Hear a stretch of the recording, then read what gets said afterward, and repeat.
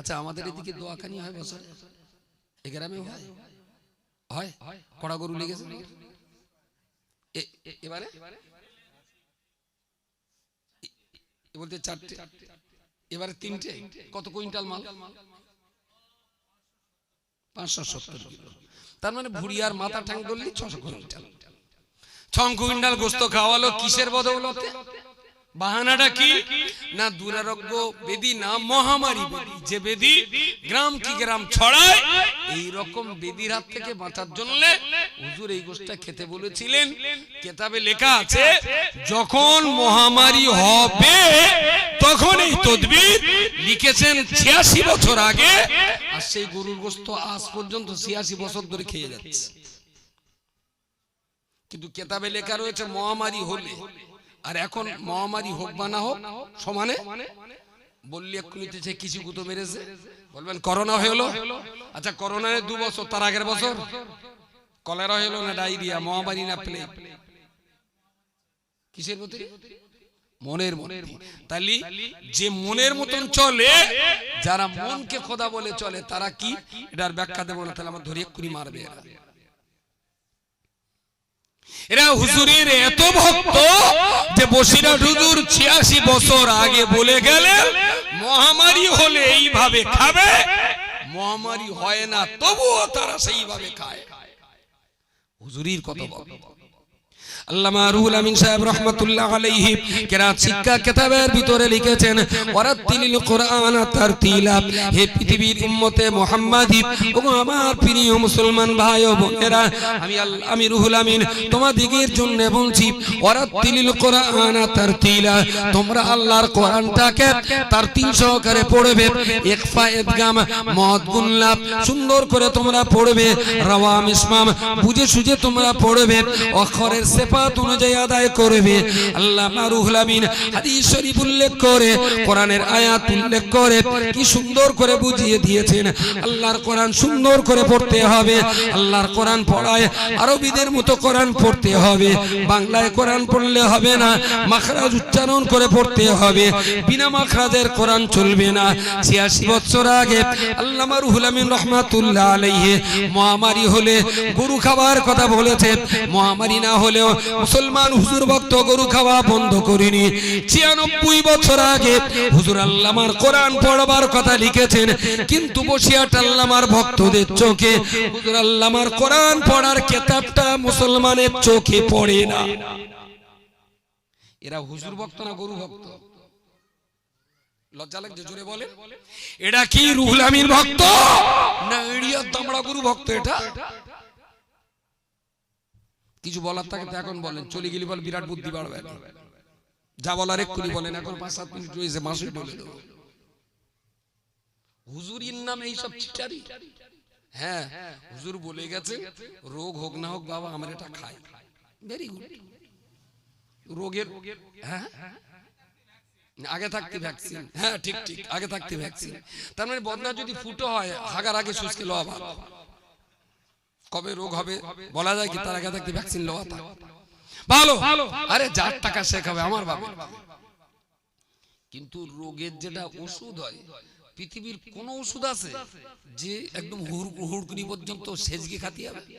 একটা ওষুধের নাম বলুন যে পুরো কলজে পুরুষকর খাতি হয় একটা ওষুধ?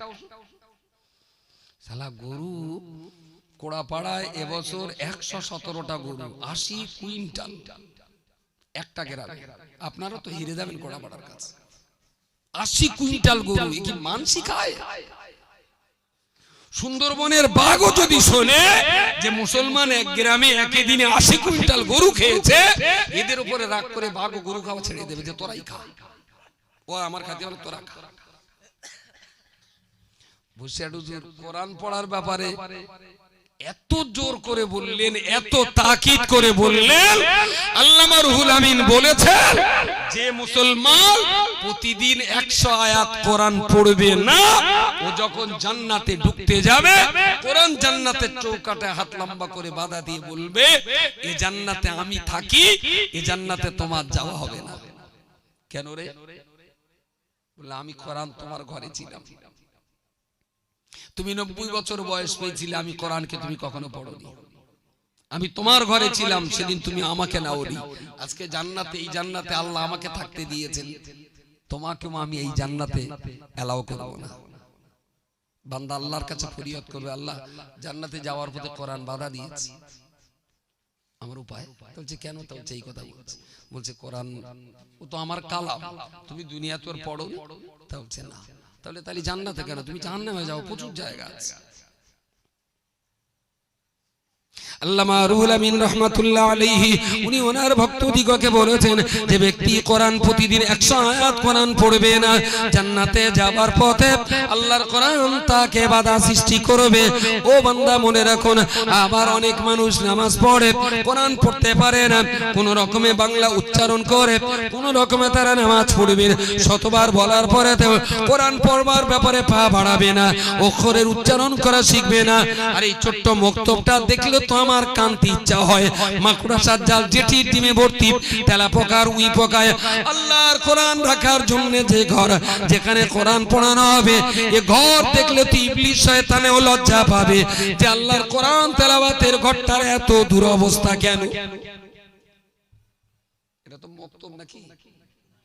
কেডা কেজি স্কুল তো কোরআন কোথায় পড়ায়? কত বাচ্চা পড়ে? কত বাচ্চা? 8-9 জন পর্যন্ত আছে। নারে তাকবীর, 9 জন পড়ে, 9 জন। কত পরিবারের বাস? বলেন বলেন, এই মহল্লাতে কত পরিবারের বাস? ছেলে পিলে, হ্যাঁ আবার কথা বলে কত পরিবার, সেইটা বলেন, তার পড়ে কিনা পড়ে আমি দেখে দিচ্ছি। পরিবার আমি ব্যক্তি বলছি না, পরিবার, রান্নাঘর 100 বেশি, 120। হ্যাঁ হুজুর বলছে 200। সত্যি যদি ছোট মোটা মিলিয়ে 200 রান্নাঘর, আলাদা আলাদা পরিবার হয়, চোখ বন্ধ করে বলে যেতে পারে 300 থেকে 350 বাচ্চা আছে, 3 বছরের উপরে 18 বছরের নিচে। যদি 300 বাচ্চাও থাকে, 9টা বাচ্চা পড়ে, যে 9টাই আসে সেই 9টা বাচ্চাও তো ইসলাম একটু শিখবে। আব্বাকে কি করে সালাম করতে হয়, মায়ের কাছ থেকে কি করে দোয়া নিতে হয়, বাবা মার সেবা করতে হয়, পথে চলতে হয় কিভাবে, নামাজ পড়তে হয় কি করে, আদব আখলাক তালিম তারবিয়াতের অল্প কিছু না কিছু বাচ্চারা পাবে। 9টা বাচ্চা না এখানে পেলো, এখনো রয়েছে তো 291টা বাচ্চা, তাদের উপায়?